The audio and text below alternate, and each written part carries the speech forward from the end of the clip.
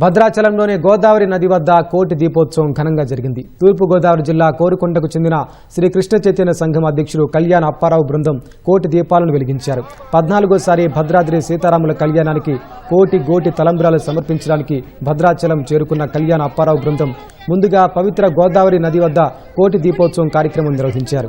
మహిళా భక్తులంతా 365 ఒత్తులతో కూడిన నేతి కోటి దీపాలను వెలిగించారు. సీతారాముల మూర్తులను కోటి తలంబ్రాలను దీపాల మధ్యలో నుంచి పూజలు చేశారు.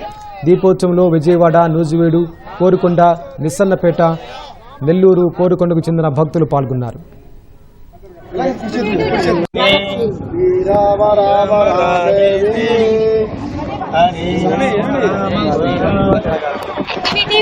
జై శ్రీరామ్, జై శ్రీరామ్, జై శ్రీరామ్, జై శ్రీరామ్, జై శ్రీరామ్. అన్నో రామ ప్రచోదయ రామాయ రామభద్రాయ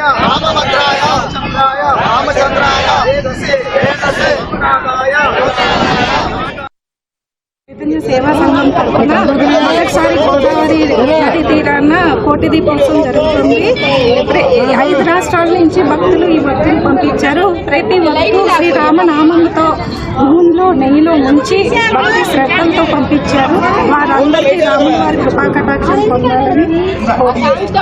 ఈ 5 జిల్లాల నుంచి కూడా ప్రతి ఒక్కరూ ఆ భక్తుల్ని శ్రీరామనామంతో జపిస్తూ చాలా దీక్షగా చేశారు. ఈ దీపోత్సవాన్ని ఇంత బాగా జరిపించి విజయం చేసినందుకు చాలా కృతజ్ఞతలు కళ్యాణ అప్పారావు గారికి. ప్రత్యేకించి తూర్పుగోదావరి జిల్లా గోకర్ణంలో అచ్యుతాపురం గ్రామంలో సర్వే నెంబర్ 1622లో ప్రత్యేకించి పంట పండించినటువంటి ఆ భూమిలో తలంబరాల ధాన్యాన్ని మన 5 రాష్ట్రాల్లో సుమారు 5,000 మందికి ఇచ్చి గోటితో వలిపించి ఈ 14వ రామచంద్రుడికి సమర్పించడం జరిగింది. త్యాగకర్మలు అనుభవించడం ద్వారా మాత్రమే శాంతి లభిస్తుంది అనేటువంటిది రాముడి ధర్మం అయితే, ఇంద్రియాలు కామ్యకర్మలు అనుభవించడం ద్వారా సుఖ సంతోషాలు ఉండడం అనేది రావణ ధర్మం. ఈ 14వ కోటి తలంబరాల జ్ఞాన యజ్ఞం సందర్భంగా అందరూ కూడా రామధర్మాన్ని ఆచరించి లోక కళ్యాణ కారకులు కావాలని చెప్పి కోరి ప్రార్థిస్తున్నారు.